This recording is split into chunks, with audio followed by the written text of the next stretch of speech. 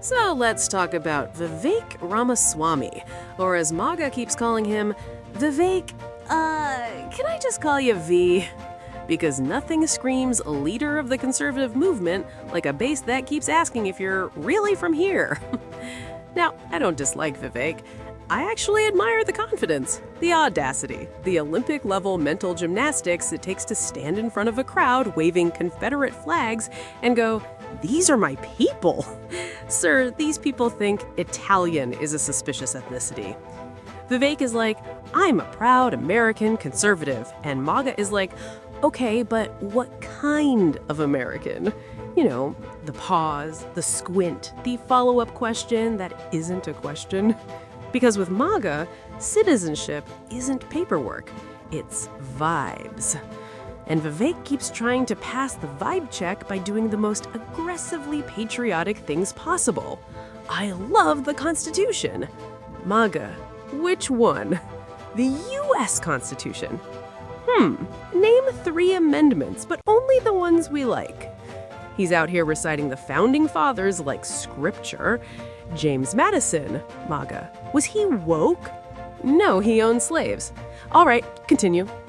And that's the tragedy of it. Vivek doesn't just want power, he wants acceptance. He doesn't want to lead MAGA. He wants MAGA to invite him to the cookout, which is wild because MAGA doesn't even invite each other to the cookout. They barely tolerate Catholics. Vivek keeps pandering like, "I'm anti-woke." MAGA, good. "I hate DEI." Good. "I think racism isn't real." Now you're talking, but still, where are you from? Because no matter how conservative he gets, there's always that one guy in the crowd like, "I agree with everything you're saying, but I just don't trust someone whose ancestors weren't on the Mayflower." Buddy, half your ancestors were stowaways. And the racism he faces isn't even subtle. It's not coded, it's not dog whistles, it's foghorns. People will straight up say, "I like Vivek, but America isn't ready." Ready for what? A brown guy who agrees with you? That's not America isn't ready, that's you aren't. Vivek is out here defending people who would deport him if they could spell deport. He's like, "We need to secure the border." Yeah, including you. No, I mean, show us your papers, Vivek. And every time he gets hit with racism, he does the same thing. He explains himself. That's the tell. Because powerful people don't explain their existence. They don't say, "Actually, I belong here." They say, "Move." But Vivek's always like, "Well, as the son of immigrants," stop. The moment you start your sentence with, "as the son of immigrants," MAGA already tuned you out.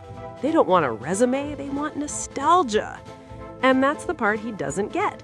MAGA isn't a political movement, it's a time machine, and Vivek doesn't exist in the destination. He's campaigning for a party that wants the future to look like the past, and the past looks at him and goes, "Sir, you're new here." He's trying to be the exception in a movement built entirely on no exceptions. And the wildest part? They'll still use him. Oh yeah, they'll put him on TV. They'll say, "See, we're not racist, we've got a Vivek." He's not a leader to them, he's a prop. He's diversity without the inconvenience of empathy. And when he's no longer useful, they'll drop him faster than a history textbook after Florida gets done with it. Because MAGA doesn't reward royalty, it rewards whiteness, and no amount of bootstraps can get you there. So watching Vivek chase MAGA approval is like watching someone knock on a door that says no soliciting, no trespassing, and absolutely not you. But he keeps knocking. Because deep down, Vivek doesn't want to change the party. He wants the party to say, "You're one of the good ones." And America has a long history of what happens to people who believe that sentence means safety. All right, tip your servers, read a book, and remember, if you ever have to prove you're American, you're talking to the wrong damn people.